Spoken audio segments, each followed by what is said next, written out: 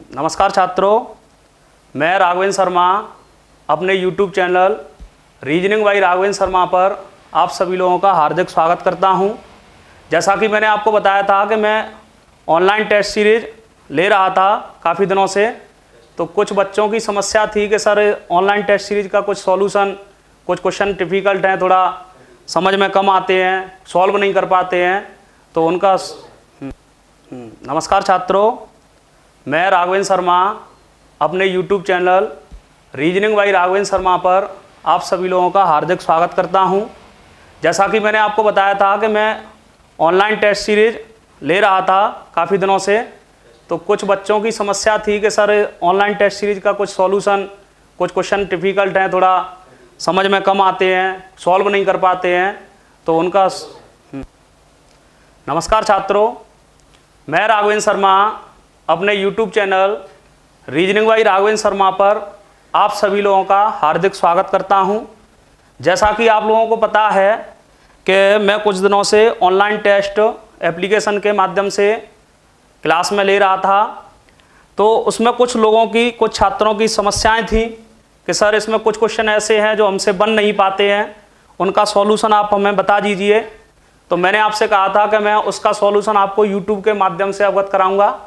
तो आज मैं आप लोगों के लिए टेस्ट सीरीज का कुछ क्वेश्चन है, उनका सॉल्यूशन आपके सामने आप लोगों को बता रहा हूं। जैसा कि देखें, मैंने टेस्ट लिया था एक 4-5 दिन पहले, उसका मैं सॉल्यूशन आज आपको दे रहा हूं। देखें भाई, क्वेश्चन नंबर 1 है।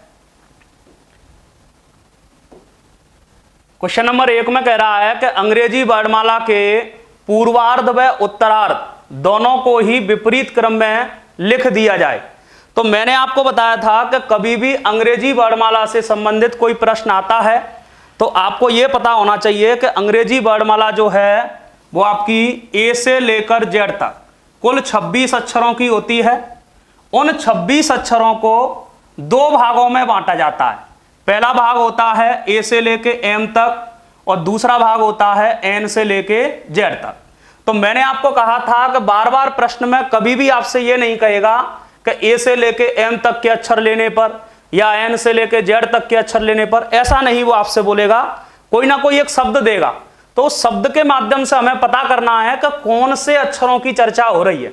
जैसे सामने वाले ने बोला है पूर्वार्ध, तो पूर्वार्ध आप लोग देखेंगे कि जो आपका ए से जेड वर्णमाला को 2 भागों में बांटा गया है, उसमें जो पहला भाग है ए से एम, उसका जो नाम है वो ए से एम को वो पूर्वार्ध भी कह सकता है, प्रथम अर्धांश भी कह सकता है, प्रथम अर्धवर्ण भी कह सकता है, या फिर अंग्रेजी में बोले तो फर्स्ट स्टेप भी कह सकता है।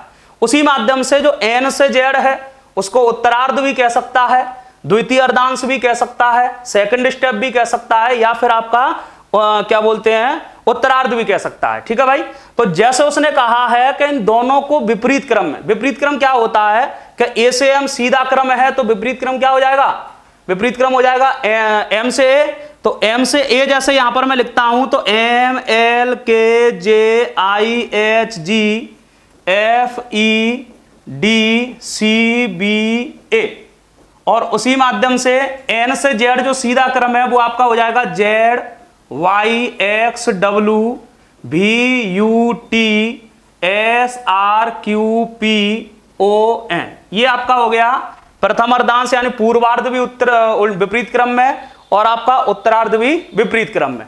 तो मैंने आपको कई बार बोला है कि बोर्ड पर आपके सामने या आपकी कॉपी पर कोई भी शब्द हो, कोई भी संख्या हो, या फिर आप कहें कुछ भी लिखा हुआ हो, तो इन सब का जो चेहरा मैं मानता हूं वो मैं मानता हूं कि ये चेहरा उत्तर दिशा में होता है। अब उत्तर दिशा में चेहरा है और आप इनमें से किसी भी एक स्थान पर आप बैठने का प्रयास करें और आपका चेहरा उत्तर दिशा में हो, तो आपका उल्टा हाथ इधर होता है, और उल्टे हाथ को अपन कहते हैं कि भाई ये बायां है, तो इसको अपन मानते हैं कि ये बायां सिरा, और सीधा हाथ आपका इधर होगा तो इसको अपन मान सकते हैं दायां सिरा। तो जैसा कि प्रश्न में आपसे कह रहा है कि भाई तो दाईं ओर से 23वें अक्षर, तो या तो आप गिनना चाहें तो एक एक से गिन सकते हैं, वरना आप जानते हैं कि भाई यहां से एन से लेकर जेड तक 13 अक्षर है, मेरे को जाना है 23वें अक्षर पर, तो 13 से अपन चल सकते हैं, 14, 15, 16, 17, 18, 19, 20, 21, 22, 23, ये 23वां अक्षर हो गया। और 23वें अक्षर का जब सबका चेहरा उत्तर में है तो 23वें अक्षर का भी चेहरा उत्तर में होगा। फिर आपसे कह रहा है दाईं ओर से 23वें के दाईं ओर 7वां अक्षर, ये और है, ठीक है, के दाईं ओर का मतलब आप लोग देखेंगे कि मुंह अगर इस साइड में है और मैं यहां पर बैठता हूं तो मेरा दायां सिरा इधर ही रहेगा, तो दाईं ओर के का मतलब होता है, इसको मैं अब दोबारा काउंट नहीं करूंगा, तो दाईं ओर जाऊंगा तो इस साइड में जाऊंगा और 7वां अक्षर बताना है, तो 1 2 3 4 5 6 और ये 7, तो आंसर क्या हो जाएगा, सी हो जाएगा। ये तो हो गया एक बेसिक कॉन्सेप्ट। लेकिन अगर अपन इसको देखें कि भाई ट्रिक के माध्यम से कैसे करें, जल्दी अपन को टाइम कवर करना है तो कैसे करेंगे, तो मैंने आपको कहा था कि अगर किसी प्रश्न में डायरेक्शन जो आपको दी जाए, तो जैसे यहां पर दाएं बोला और यहां पर भी दाएं बोला, तो मैंने आपसे कहा था कि अगर समान डायरेक्शन कहता है, दाएं और दाएं कहे या फिर बाएं और बाएं कहे, तो समान डायरेक्शन के लिए अपन क्या करते हैं, माइनस करते हैं। जैसे मैं कहूं आपसे कि 23 में से अगर 7 चला जाए तो 23 में से 7 जाएगा तो आप लोग देखेंगे कितना बचेगा, आपका 16 बचेगा। अब 16 जो बचेगा तो मेरे को 16वें नंबर का आंसर देना है, लेकिन देना कहां से है, तो आप ये कहेंगे कि पहली बार किधर से बोला, तो पहली बार मेरे को दाईं साइड से बोला है, तो मैं दाईं साइड से 16वां नंबर बताऊंगा। तो दाईं साइड से जब भी 16वां नंबर गिरेंगे तो 13 तो यहां तक हो गए, 13 के बाद 14 15 और 16, आंसर क्या हो जाएगा, सी हो जाएगा। या फिर मैं बात करूं कि कभी भी अगर दाईं साइड से आंसर देना हो तो आप हमेशा के लिए ध्यान रखना कि दाईं साइड से आंसर देने के लिए अपन क्या करते हैं कि 27 में से माइनस करते हैं। 27 में से 16 गया, 27 में से 16 जाएगा तो कितना बचेगा, 11 बचेगा, तो ये 11 नंबर हो गया।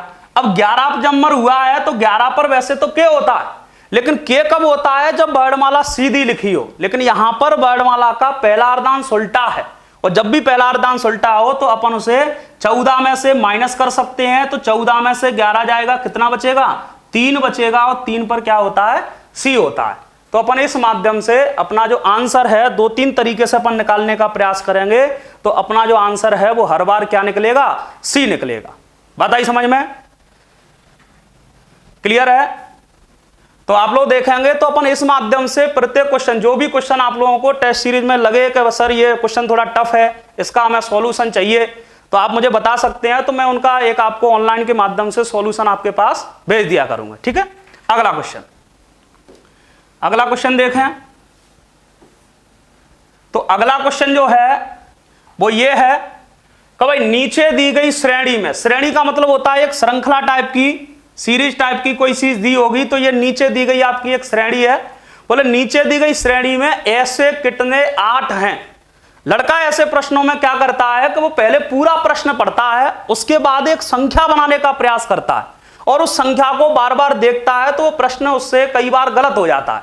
उस गलती से अगर आप लोगों को बचना है तो सीधा सिंपल तरीका है कि यहां पर आप एक एक लाइन पढ़ेंगे, जैसा कहता जाएगा अपन बिल्कुल वैसे करते जाएंगे। जैसे कह रहा है नीचे दी गई श्रेणी में ऐसे कितने 8 हैं, तो मेरा जो ध्यान है वो केवल और केवल किस पर जाना चाहिए, 8 पर जाना चाहिए, तो मैंने ये 8 पर अपना ध्यान ले लिया, क्लियर है। अब वो कह रहा है ऐसे कितने 8 जिनमें उनके ठीक पहले एक अभाज्य संख्या, आप सभी जानते हैं कि अभाज्य संख्या कौन कौन सी होती हैं, 2 3 5 7 11, ये अभाज्य संख्याएं और आगे ऐसे ही चलती रहती हैं।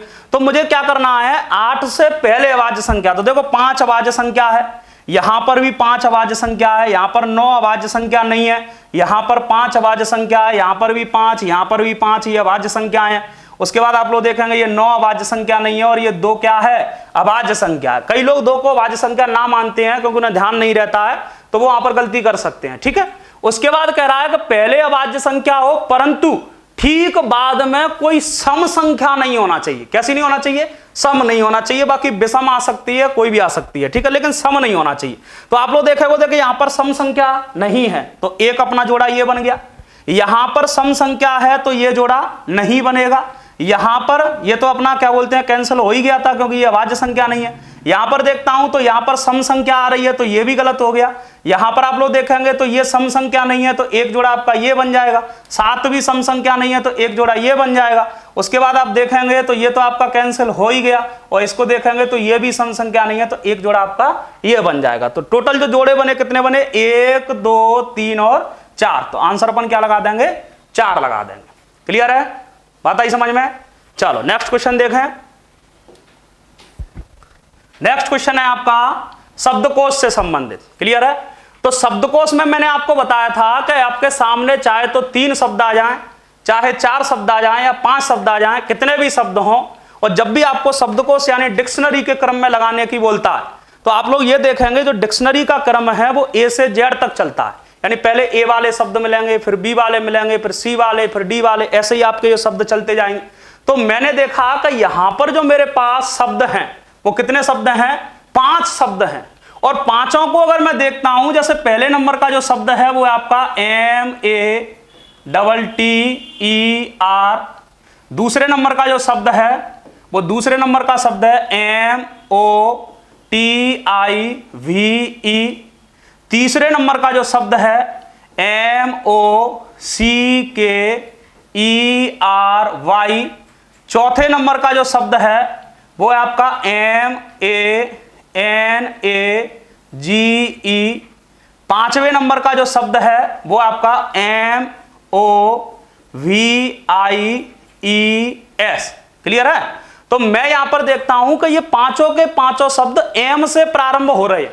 तो कभी भी अगर आपको ऐसा प्रश्न आता है और वो ये कहेगा कि इनका सार्थक क्रम बताइए या इनको व्यवस्थित कीजिए या इसमें पहला या दूसरा या तीसरा चौथा या 5वां नंबर आपसे पूछता है, तो आपका सबसे सिंपल तरीका क्या है कि आप जितने शब्द है ना उतने स्थान बना लें। 5 शब्द हैं तो 5 स्थान बना ली, और 5 स्थान जैसे मैं बनाने का प्रयास करता हूं तो 5 स्थान में आप लोग देखेंगे कि वो 5 स्थान आपने जैसे ही बनाए तो 5 स्थान में अगर वो व्यक्ति ये कहता है कि भाई पहले नंबर वाला बताइए तो मैं इसको आंसर दूंगा, इस जगह पर जो आएगा। बोले अंतिम बताइए तो अंतिम के लिए ये वाला मेरा आंसर हो जाएगा। बोले मध्य का बताइए तो मध्य के लिए ये आंसर हो जाएगा। या इनको व्यवस्थित करने के लिए कहता है तो 1 2 3 4 5 ये आपका व्यवस्थित क्रम हो जाएगा। तो इसके लिए जरूरी है कि सबसे पहले जो आपका शब्द है उन शब्दों की जो शुरुआत में समानता मिलती है कि जो सब में कॉमन हो, उस कॉमन चीज को काट दें। जैसे एम सब में कॉमन है तो मैंने ये कॉमन शब्द, कॉमन अक्षर जो है वो मैंने इसमें से हटा दिया। अगला अक्षर में सबका देखता हूं तो आप लोग देखेंगे इसका ए है, इसका ओ है, इसका भी ओ है, इसका ए है और इसका ओ है। जैसे ही ये अलग अलग होना शुरू होते हैं तो आप लोग ध्यान रखेंगे कि उनकी तुलना में अंग्रेजी वर्णमाला से करूंगा और अंग्रेजी वर्णमाला में देखूंगा कि इनमें पहले कौन सा अक्षर आता है। तो पहले आता है भाई ए। अब ए के कितने हैं? 2 हैं तो वो दोनों लिखेंगे। उसके बाद आता है ओ के कितने हैं? 3 है तो वो तीनों लिखे जाएंगे। यानी अगर वो पहला दूसरा आपसे पूछेगा तो मात्र ए वालों को अपन चेक कर लेंगे, ओ वाले से कोई लेना देना नहीं। और तीसरा चौथा 5वां पूछेगा तो अपन मात्र ओ वालों को चेक कर लेंगे। तो मेरे को तो ये पूरा ही बताना है तो मैं पूरा चेक करूंगा। तो पहले मैं देखूंगा कि इन ए वालों में पहले कौन आएगा। तो फिर वही बात है कि उनकी समानता खत्म करेंगे। ए खत्म कर दिया, इसमें देखता हूं तो इसमें टी है, इसमें देखता हूं तो इसमें आपका एन है। तो ए टी और एन में पहले क्या आता है? एन आता है। फिर क्या आता है? टी आता है। एन कौन से वाले में है? बोले 4 नंबर में। टी कौन से वाले में है? बोले 1 नंबर में। तो यानी कि अगर पहला नंबर पूछेगा तो मेरा 4 नंबर आंसर है और आपका दूसरा नंबर पूछेगा तो मेरा 1 नंबर आंसर है। क्लियर है यहां पे? अब मैं देखता हूं ओ वाले मेरे पास 3 है। अब इन तीनों में कौन पहले आएगा? तो तीनों की ओ खत्म करूंगा। अगला देखता हूं तो इसमें टी, इसमें देखता हूं तो इसमें सी, इसमें देखता हूं तो इसमें भी। तो आप लोग देखेंगे टी में, सी में और भी में पहले क्या आता है? सी आता है। तो पहले ये सी हो गया, फिर टी हो गया और फिर भी हो गया। तो सी वाला कौन सा नंबर है? 3 नंबर। भाई टी वाला कौन सा नंबर है? 2 नंबर। और भी वाला कौन सा नंबर है? 5 नंबर। तो मेरा जो आंसर है वो है 41,325। कौन से ऑप्शन से मिल रहा है? डी ऑप्शन से। आंसर क्या हो जाएगा? D option. बात आई समझ में? तो इस तरीके से अपन प्रश्नों को सॉल्व करेंगे तो आपका हर एक प्रश्न इसी माध्यम से धीरे धीरे आपका आराम से सॉल्व होता जाएगा। ठीक है, देखें अगला जो प्रश्न है वही श्रृंखला का प्रश्न है कि निम्नलिखित संख्या अनुक्रम में ऐसे कितने 9 हैं। तो मैंने आपको पहले ही बोला था और अब फिर कह रहा हूं कि कभी भी ऐसा प्रश्न आए तो पूरा एक संख्या ना बनाए। अपन क्या करेंगे? अपन ये करेंगे कि जो पहले बोलता है कि जैसे कह रहा है निम्नलिखित संख्या अनुक्रम में ऐसे कितने 9 हैं, तो मैं केवल 9 पे फोकस करूंगा। जैसे एक 9 हो गया भाई, दूसरा 9 हो गया, तीसरा 9 हो गया, 9 और ये 9। अब 9 के साथ कंडीशन क्या लग रही है? तो 9 के साथ कंडीशन लग रही है कि भाई ऐसे कितने 9 हैं जिनके बाद में सम संख्या, सम मैं जानता हूं भाई 2 4 6 8, तो देखो बाद में ये 2 आपका सम है तो एक ये बना, ये 3 विषम है तो ये खत्म हो गया, ये 4 सम है तो एक ये बना, 2 सम है तो एक ये बना, और ये 4 सम है तो एक ये बना। तो बाद में सम संख्या और पहले क्या है, पहले विषम संख्या होना चाहिए। तो क्या यहां पर ये 6 विषम संख्या है? नहीं है। यहां पर देखता हूं तो आप लोग देखेंगे 3 विषम संख्या है, बोले है। यहां पर देखता हूं तो 7 विषम संख्या है, बोले है। बोले 8 विषम संख्या है, बोले नहीं है। तो कितना आंसर हो गया? 1 और 2, तो हमारा सी ऑप्शन आंसर हो जाएगा। क्लियर है भाई? अगला देखें। अगला है जैसे, अगले को देखें।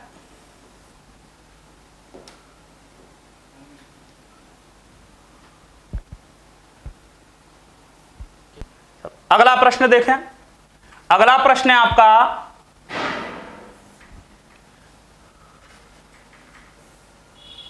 अगला प्रश्न जो है वो आपका शब्दकोश के क्रम में चौथा स्थान किसका होगा? वही डिक्शनरी से संबंधित प्रश्न है। क्लियर है? तो वैसे अभी मैंने बताया था कि भाई सबसे पहले तो यही देखें कि शब्द कितने हैं। जैसे मैं पहला शब्द देखता हूं तो पहला जो शब्द है वो है आपका यहां पर MIRACLE। ठीक है, पहला शब्द जो है वो आपका MIRACLE। दूसरा जो शब्द है वो दूसरा शब्द है यहां पे MINORITY।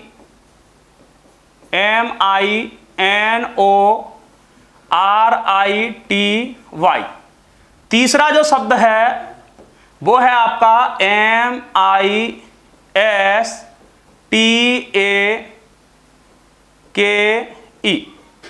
और चौथा जो शब्द है वो है आपका MISSION। क्लियर है? 4 शब्द हैं। अब इन 4 शब्दों में हमसे कह रहा है कि चौथा स्थान किसका होगा। तो मैंने आपसे कहा था कि भाई जितने शब्द हैं पहले उतने स्थान बनाइए। अगर सार्थक क्रम कहता है तो सबको एक एक से बताओ, लेकिन जब चौथा ही पूछ रहा है तो भाई इस जगह पर जो आएगा वो मेरा आंसर है। तो मैं तो डायरेक्ट इसको भी आंसर बता सकता हूं। कैसे बताऊंगा, समझे। सबसे पहले तो मैंने ये देखा कि जब डिक्शनरी में मैं इन प्रश्नों को देखता हूं तो डिक्शनरी में ये सारे जो शब्द हैं वो सारे शब्द आपका एम वाले पोर्शन में मिले। अब एम वालों में कौन सा पहले होगा, कौन सा बाद में होगा? तो मैंने आपसे कहा था कि भाई शुरुआत में जितनी समानता सबके अंदर है, जैसे मैं देखता हूं MI इसमें है, MI इसमें है, MI इसमें है, MI इसमें है, सबकी समानता मैंने खत्म कर दी। अगला देखता हूं तो अगला इसमें R, इसमें आपका N, इसमें आपका S और इसमें आपका S। तो मेरा काम क्या होगा? मेरा काम ये होगा कि जैसे ही ये अलग अलग चालू हुए तो मैं ये देखूंगा कौन सा पहले आता है और कौन सा बाद में आता है। तो R, N और S, पहले क्या आएगा? N वाला, फिर क्या आएगा? R वाला, फिर क्या आएगा? S वाला।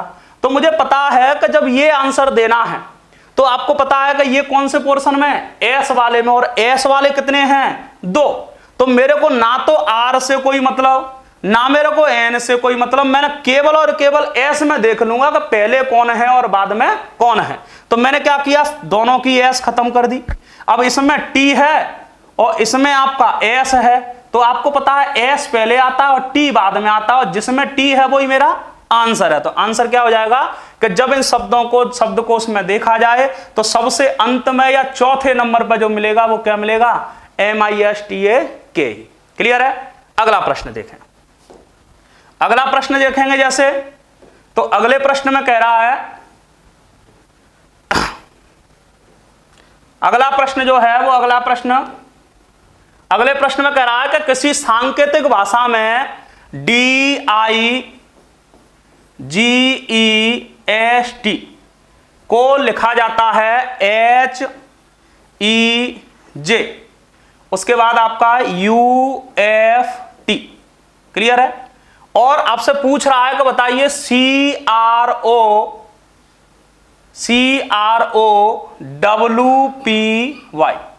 तो वैसे तो मैंने इसके कई कोडिंग को सॉल्व करने के कई तरीके बताए हैं, लेकिन जो नॉर्मल तरीका होता है, स्टार्टिंग का तरीका होता है, वो ये होता है कि कोई भी अक्षर जो शुरुआत हो रही है उसके और पास का देखे भाई, उस अक्षर के और पास का अक्षर इनमें से कहीं नजर आ रहा है क्या। तो मैंने देखा भाई डी के और पास का मतलब या तो एक कम या एक ज्यादा। तो मैंने देखा देखो डी के बाद ई आता है यानी +1 हो गया, आई के बाद जे आता है यानी +1 हो गया, उसके बाद G के बाद H आता है तो ये इस माध्यम से +1 हो गया। क्लियर है? ऐसा यहां देखता हूं तो E के बाद F आता है +1, ऐसा ही S के बाद T आता है तो ये भी +1, और आप लोग देखेंगे कि T के बाद U आता है तो ये भी +1। अगर सारी चीजें जो +1 है वो सब में मिलता है तो अपन ये देखेंगे कि जिस तरीके से इसमें मिला है अपन उसी तरीके से इधर आंसर दे देंगे। कैसे दे देंगे भाई? C में +1 करें तो क्या आ जाएगा? D आ जाएगा। R में +1 करें तो क्या आ जाएगा? S आ जाएगा। O में +1 करें तो क्या आ जाएगा? P आ जाएगा। क्लियर है? ऐसे ही W में +1 करें तो X आ जाएगा, P में +1 करें तो Q आ जाएगा, और आपका Y में +1 करें तो क्या आ जाएगा? Z आ जाएगा। तो मेरा जो आंसर है वो हो जाएगा PDS ZXQ। कौन से ऑप्शन से मिल रहा है? PDS ZXQ, बी ऑप्शन से मिल रहा है। तो मेरा जो सही आंसर है वो क्या हो जाएगा? बी हो जाएगा। पता ही समझ में? चलो नेक्स्ट क्वेश्चन देखें। तो नेक्स्ट क्वेश्चन है क्वेश्चन नंबर 7। क्वेश्चन नंबर 7 में कह रहा है कि भाई किसी घड़ी में 4:40 हो रहे हों, यानी 4:40 हो रहे हों, तो बताइए घड़ी की दोनों सुइयों के मध्य कितने डिग्री का कोण होगा। तो जैसा कि घड़ी में मैंने आपको बताया था कि घड़ी जो है, घड़ी का जो डायल होता है वो पूरा 360 डिग्री का होता है, और उस 360 डिग्री के माध्यम से आप देखें तो अंक आपका 12, 3, 6, 9, 10, 11, 1, 2, 4, 5, 7 और ये 8। यहां पर कह रहा है 4:40। तो मैंने आपसे कहा था कि यदि घड़ी में कोई भी समय आपको प्रदर्शित करना है तो सबसे पहले मिनट की सुई को प्रदर्शित किया करें। 40 मिनट कहां होती हैं भाई? 8 पर होती हैं। 4 बजता है तो घंटे की सुई 4 पर होती है, लेकिन जब 40 मिनट की सुई चल चुकी है तो लगभग घंटे की सुई जो है वो इस कंडीशन में होगी। बात आ रही समझ में? यहां पर इस कंडीशन में घंटे की सुई को अपन मान सकते हैं। अपन जानते हैं भाई एक अंक से दूसरे अंक का फासला कितना होता है? 30 डिग्री। तो आपका ये 7 से 8 का 30, यहां से ये भी 30 और यहां से ये भी 30, ये ही आपका ये भी 30 होता है। लेकिन 30 कब होता है? जब 4 से 5 पूरा काउंट होता। लेकिन 4 से जब घंटे मिनट की सुई, जो घंटे की सुई चल चुकी है वो कितना चल चुकी है, अगर हम ये पता कर लें तो अपन 30 में से उसको माइनस कर सकते हैं। तो मुझे पता है भाई घंटे की सुई 1 मिनट में कितना चलती है? 1/2 डिग्री। अब यहां पर मिनट कितनी हो चुकी हैं? 40 हो चुकी हैं। तो 40 मिनट में कितना चलेगी? तो आप लोग देखेंगे 40 मिनट में कितना चल रही है? 20 डिग्री चल रही है। तो यहां पर ये जो कोण है वो 20 डिग्री उसने तय कर लिया, और जब 30 में से 20 तय कर लिया तो ये कितना बचा? 10 डिग्री। तो यहां पर अगर मैं न्यून कोण की बात करता हूं, यानी कम से कम कोण की बात करता हूं, तो 30, 60, 90 और 10 कितना हो गया? 100 डिग्री हो गया। कितना हो गया? 100 डिग्री। और अगर आप लोग देखेंगे कि अगर 100 डिग्री ऑप्शन में नहीं मिलता है, बाई चांस ये ए ऑप्शन 100 डिग्री यहां पर नहीं होता, तो अपन क्या करते हैं? मुझे पता है पूरा कोण कितना है? 360। 360 में से अगर अपन इस 100 को निकाल दें, 360 में से अगर अपन इस 100 को निकाल दें तो आपका जो बचेगा वो कितना बचेगा? 260 डिग्री बचेगा। यानी अधिकतम कोण की अगर बात करता है तो अधिकतम कोण कितना हो जाएगा? 260 डिग्री, और न्यूनतम कोण की बात करता है तो वो कितना हो जाएगा? 100 डिग्री। बात आ रही समझ में? इसके लिए फॉर्मूला भी होता है। जैसे मैं अपनी भाषा में कहूं तो मैं उस फॉर्मूले को बताता हूं भाई, बजकर गुणा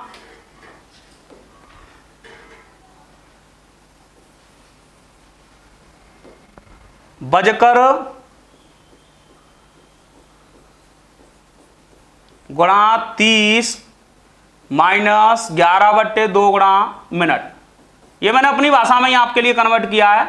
तो जैसे अपन बोलते हैं 4:40 हो गए, तो बजकर के स्थान पर अपन 4 रख सकते हैं, गुणा 30 आपका फॉर्मूले में है, माइनस 11/2 गुणा मिनट आपकी 40 हो चुकी है तो गुणा 40 कर दें। क्लियर है? 2 से काटता हूं यहां पे मैं, तो 2 से काटा तो कितना हो गया? 20। यहां पर 30 चौके 120 माइनस 11 और 20 का गुणा करेंगे तो 11 और 20 गुणा कितना हो जाएगा?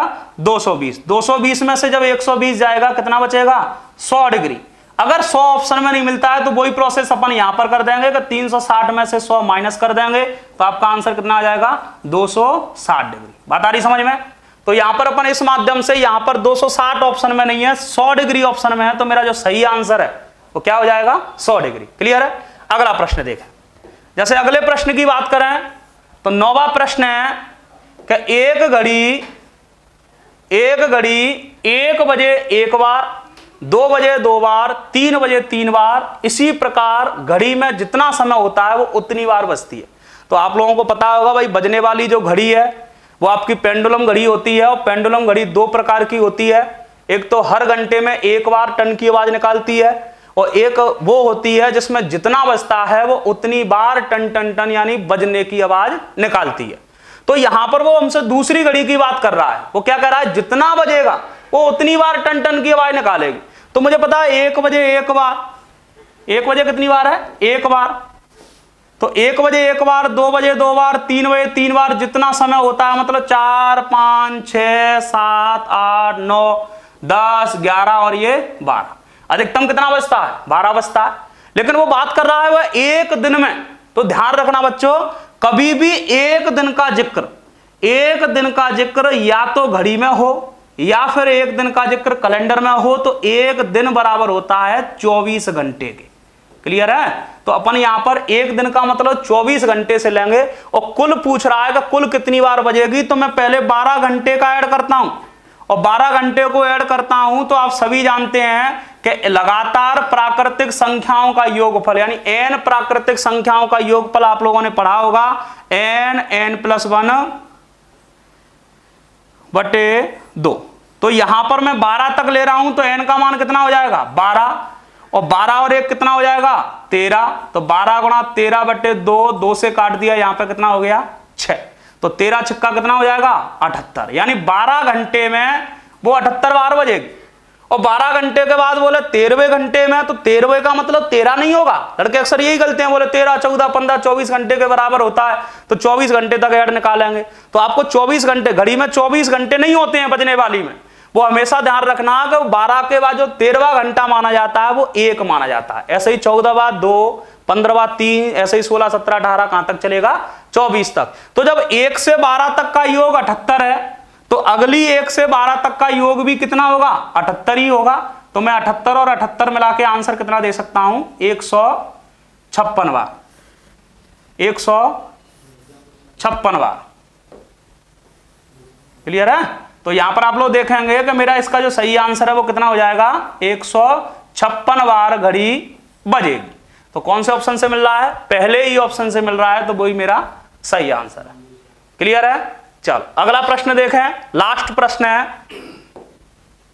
प्रश्न है यहां पे कि घड़ी की सेकंड वाली सुई 1 सेकंड में कितने डिग्री का कोण बनाती है।